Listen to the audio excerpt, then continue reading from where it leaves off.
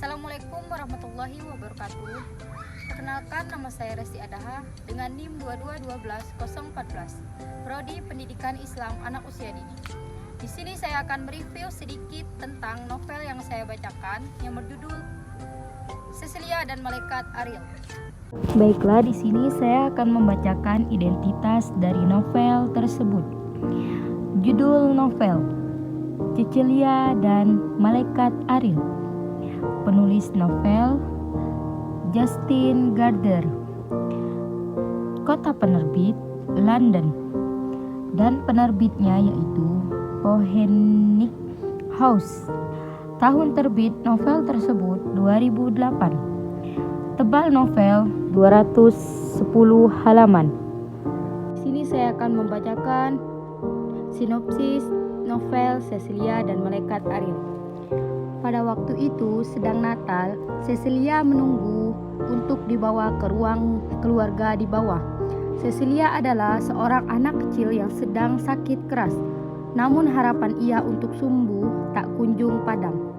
Cecilia memiliki adik kecil yang bernama Lars. Cecilia memiliki keluarga yang harmonis, yang terdiri dari ayah, ibu, nenek, kakek, dan adik mungilnya si Lars. Cecilia merupakan anak perempuan yang sangat tegar menghadapi masalah. Dikala semua anak sesuai dia bisa sekolah dan bermain dengan ceria, dia harus menerima suntikan hampir setiap hari. Namun tak berbeda dengan anak lainnya, Cecilia memiliki diari yang bernama Diari Cina. Dia menuliskan segala keluh kesah ataupun itu di dalamnya. Tak heran mengapa ia menyukainya. Diari itu sangatlah indah. Ketika dipancarkan ke sinar matahari, warna benang yang berbeda akan terpancar. Hingga suatu malam, ia bertemu dengan seorang malaikat Tuhan yang datang dari surga.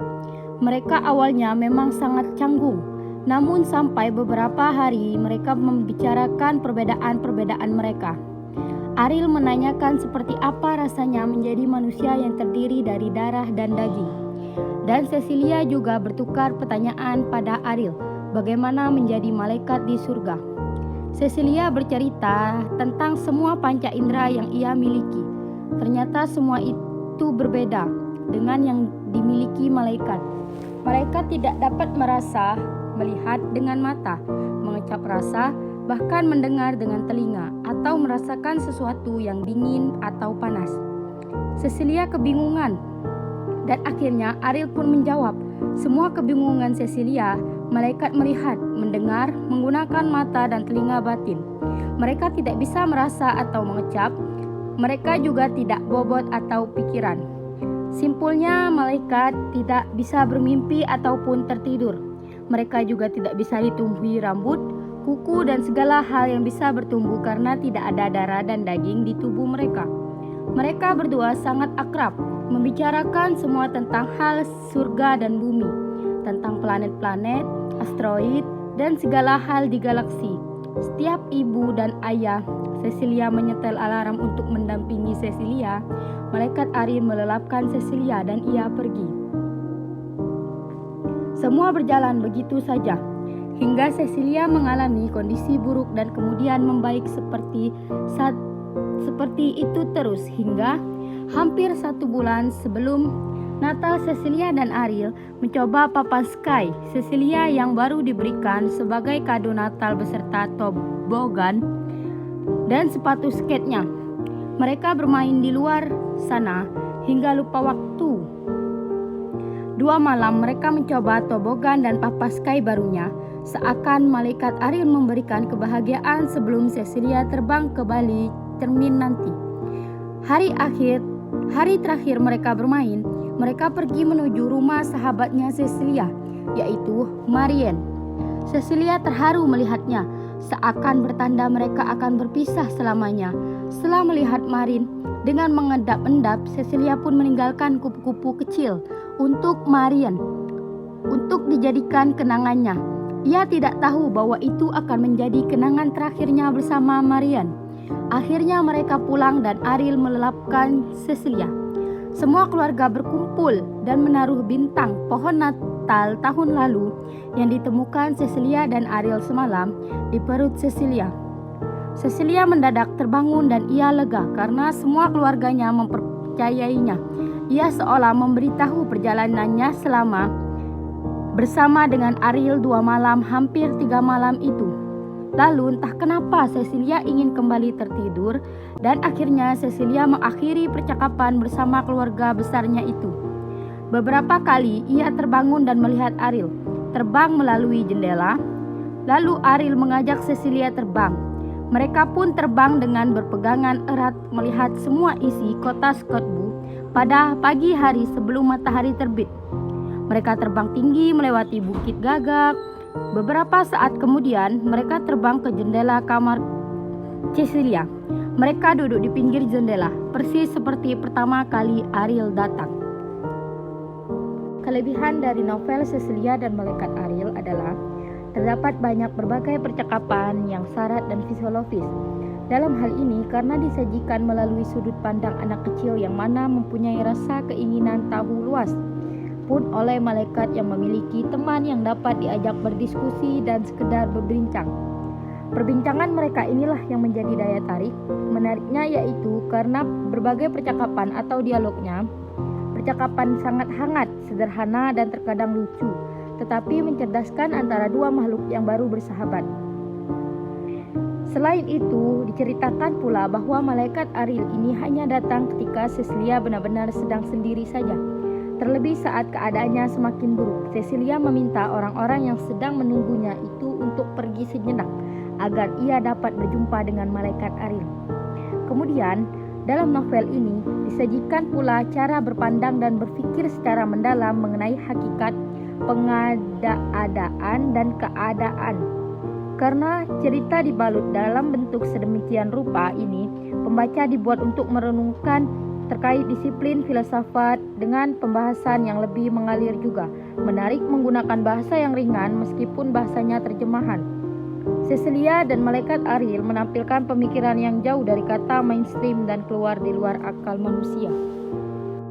Novel Cecilia dan malaikat Ariel yaitu tidak terlalu menggambarkan secara jelas mengenai latar waktu, tepatnya pada zaman apa. Barangkali ini disebabkan oleh penulis karena menjadi titik fokusnya atau percakapan dan dialog antara Cecilia dan malaikat Ariel mengenai keadaan dan pengadaan. Selain itu, pada bagian akhir atau penutup, keadaan Cecilia tidak begitu diilustrasikan secara jelas, sudah meninggal dunia atau masih sekarat. Pembaca seakan dibuat bertanya-tanya mengenai hal tersebut. Namun, beranjak dari sakit keras Cecilia, pembaca akan berpikir atau berspekulasi bahwa tokoh Cecilia telah meninggal dunia. Terlepas dari kekurangan novel Cecilia dan malaikat Ariel ini, hal tersebut bukanlah menjadi penghalang kelayakan novel ini untuk dibaca. Mungkin saja itu dilakukan sengaja oleh penulis agar pembacanya memberikan tafsirannya sendiri. Kesimpulan yang dapat saya ambil dalam novel Cecilia dan malaikat Ariel ini adalah novel dengan kisah menarik di dalamnya yang menceritakan terkait penggambaran surga dan dunia melalui dialog seorang anak perempuan yang bernama Cecilia dan malaikat Ariel. Percakapan antara Cecilia dan malaikat Ariel mengvisualisasikan fantasi penulis mengenai surga dan dunia. Malaikat Ariel di novel ini dideskripsikan dengan cukup abstrak, dengan wujud yang tidak memiliki wajah, alis mata, bahkan sayap sekalipun. Hal ini karena lazimnya malaikat kerap kali digambarkan mempunyai sayap dan membawa alat musik, misalnya harpa ataupun trompet. Akan tetapi di dalam novel ini penggambaran malaikat bukanlah seperti pada umumnya. Menariknya lagi, Gardner mengilustrasikan malaikat dapat menembus tembok, dapat terbang dengan sangat cepat walaupun tanpa sayap, bahkan mampu membersihkan salju yang masuk ke dalam rumah. Saat saya membaca novel ini, seakan-akan diantarkan kepada perspektif terkait surga melalui percakapan Cecilia dan malaikat Ariel. Cecilia memasuki dunia yang hanya dirinya dan malaikat Ariel lah yang mampu berkomunikasi. Layaknya dua orang yang menikmati senja di sore hari dengan secangkir hangat teh.